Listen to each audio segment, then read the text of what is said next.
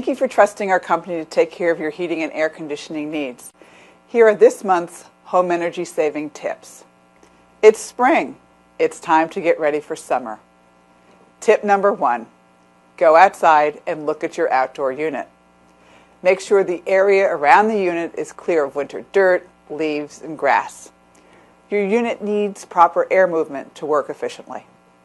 Tip number 2, if you have smokers, pollen, allergies, or a musty smell around your home, consider a whole house UV light. A whole house UV light eliminates these odors, molds, bacteria, pet odors, and musty smells throughout your home. Call us at the number below for more information. Tip number 3, change your filters. A clogged filter causes your HVAC system to work harder. It's like breathing through a paper bag. It uses more energy.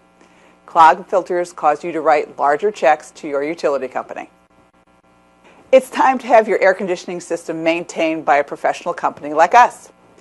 Manufacturers recommend that you get your system checked and maintained at least once per year to save money on your electric bills.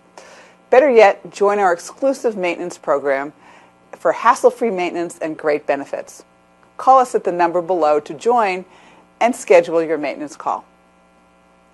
Thanks again for your business.